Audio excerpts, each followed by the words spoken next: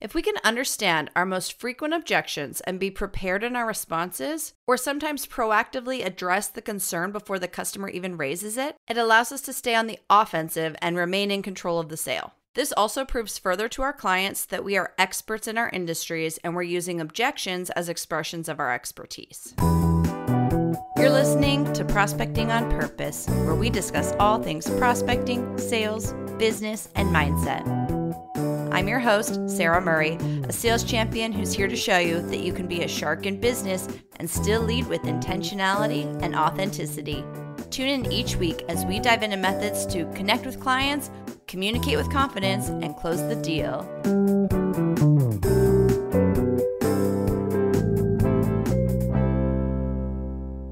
Welcome to Prospecting on Purpose. We're on our fourth crucial skill for effective selling: how to overcome objections and turn them into expressions of our expertise.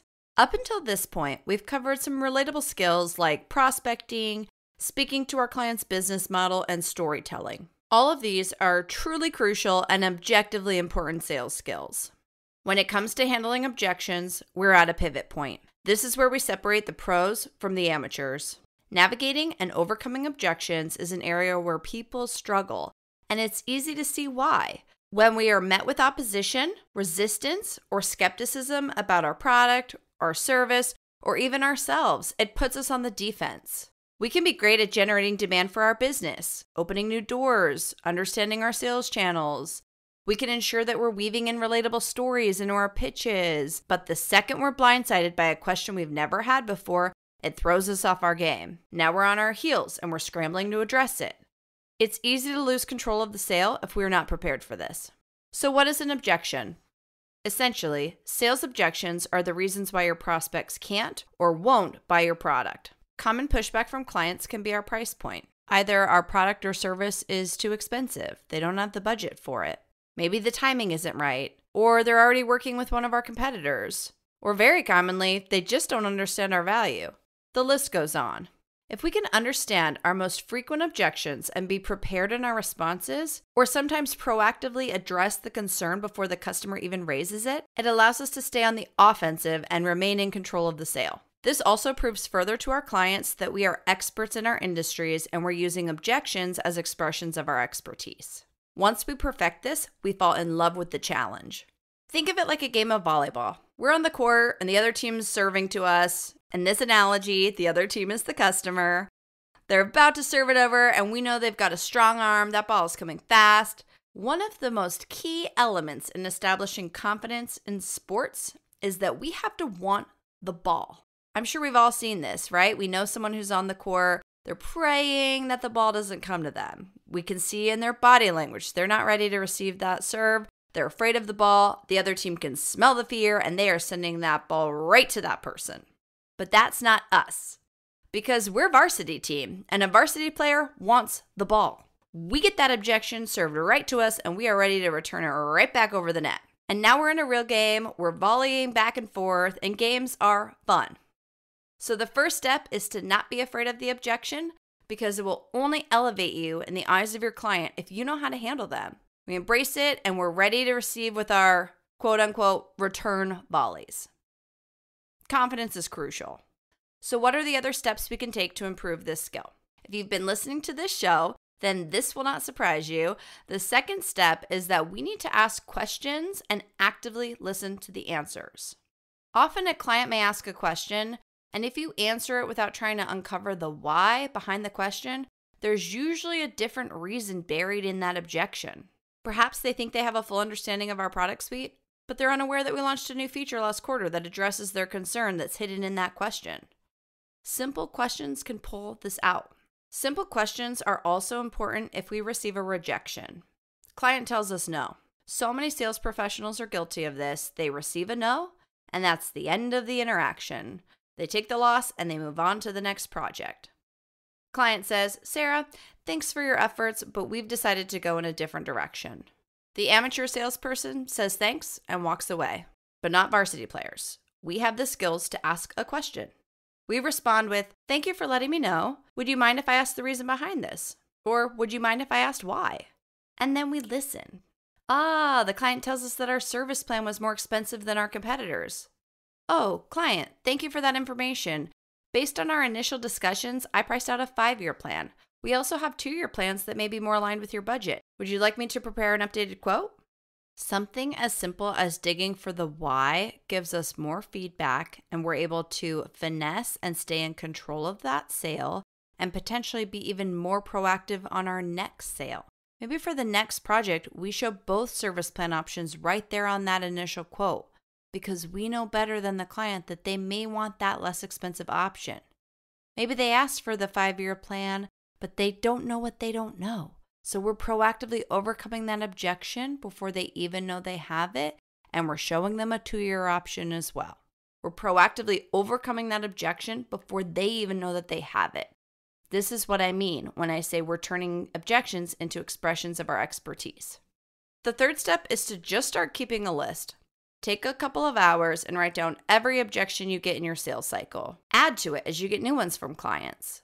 If you're part of a team, maybe this is a group activity. See if other teammates are encountering the same objections and how do they handle it? What is their response? Take each situation as a learning example. If we are prepared with our responses, then stepping out onto that volleyball court and hitting those return volleys is much less intimidating and way more fun. I have many examples of objections that I've received in my career. Many times I've been caught on my heels, and I've learned from these situations. I've gone through some pain to get through it, but I've learned from them, and I've now built a business that focuses on helping others overcome them. So a couple great examples I can pull from in my career. I spent about 4 years selling bioethanol fire features. Bioethanol is a liquid that's produced in the United States from corn. It's very similar to how we make vodka or whiskey in this country. But because it's in the food and beverage category of production, it could burn clean, which meant it could be used indoors and it didn't require a vent or a permanent gas line. It solved a lot of problems with those features, but it was still fire, which was inherently cause for concern. Selling fire, I have heard every type of objection you could imagine. And if I wasn't prepared for them, the questions or the pushbacks from prospects could really put me in a place where it'd be easy to stumble through an answer or catch me on my heels, and even in some cases, finding myself being unintentionally rude or defensive. So when people would ask me, what if my dog jumps into the fire? Instead of an eye roll or a chuckle, I was prepared. Oh yes, prospect. I love dogs, and I get this question a lot, so I looked it up. Did you know that animals have evolved over time to be repelled by fire? It's in their survival instinct. I know your dog wouldn't do that. And then everyone laughs, chuckles about dogs. We all know that their dog's the smartest, and we all would move on. Another common objection was the cost of the bioethanol. For commercial properties, they're operating the fire for many hours a day, every day. So when clients would voice concerns about the cost of the fuel, I had my return volley ready. Miss Client, I understand there's an operating cost to this product. May I ask, how do you fuel your restaurant's heat lamps? Oh, with propane tanks? Oh, great. My product has the similar operating cost to a propane-fueled fire feature. Now we're making a relatable comparison in their mind, and we're overcoming the objection. I had a mentor say, if you can't fix it, feature it. And this is where understanding the business model comes into play. I would proactively bring up the cost of fuel before the ask was made. Miss Client, we can set you up on an automated delivery program where the fuel is shipped to you every 2 weeks. This fire pit on your hotel pool deck is going to cost you approximately $60 a night to operate. But what is so great about it is that now you have this marketable amenity feature for your pool deck. It's going to attract more guests to hang out around the fire pit. They're going to spend money on your food and beverage menu, and that $60 is going to pay for itself with the first round of drinks. And scene. Non-issue. It would be very easy for clients to pull out their calculator app on their phones, and we would spend the whole sales process calculating fuel costs. But instead, as a varsity player, I'm in the driver's seat and I'm the expert guiding my client. This conversation shifted to fuel costs to now how this fire pit makes them money instead of costs them money. If there's an objection that you cannot overcome, sometimes it's worth it to lose the sale if it means building a deeper relationship with your client by establishing trust. I was working on a stadium project that wanted this 30-foot-long fire feature.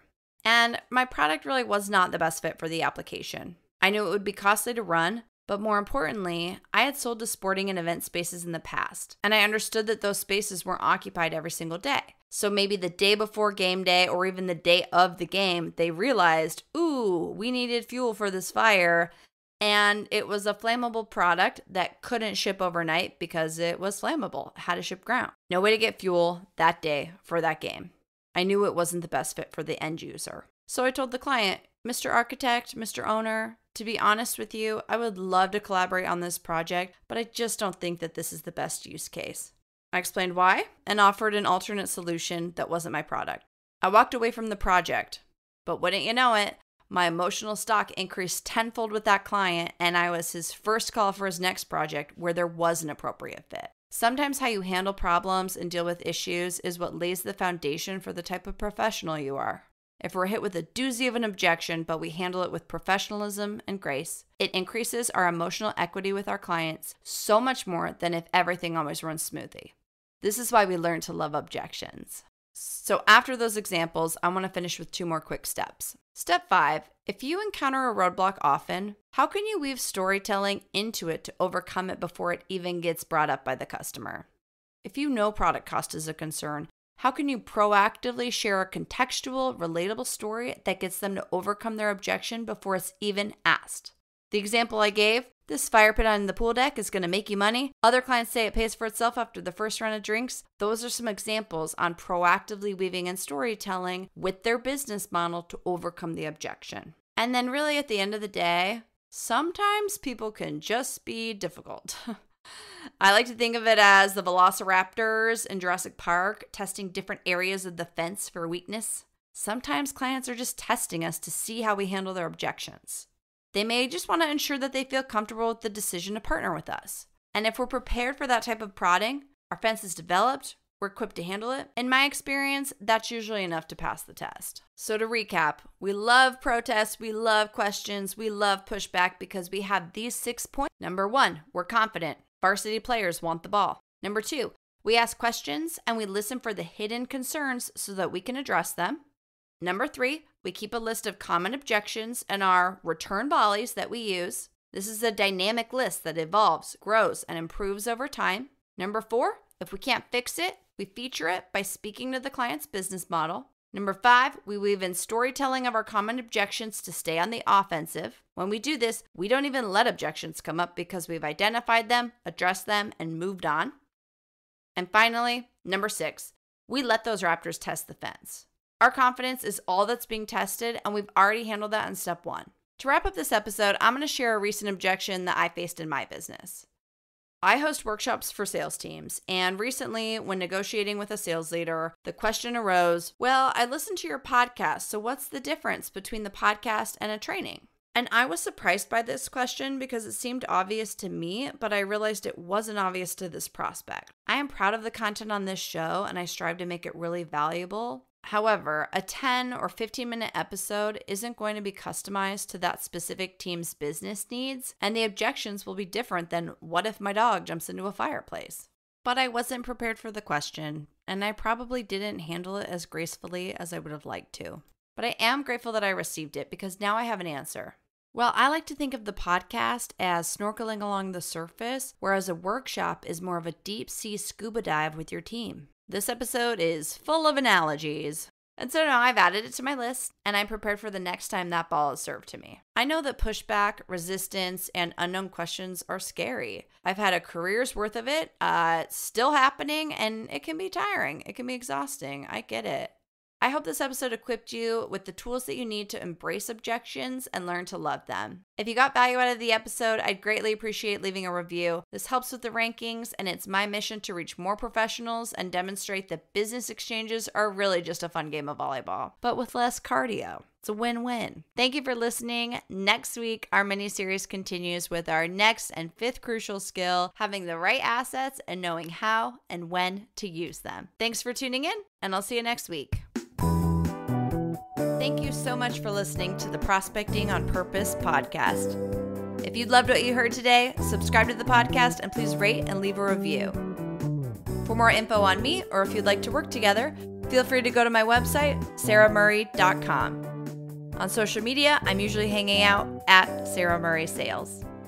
Thanks again for joining me, and I'll see you next time.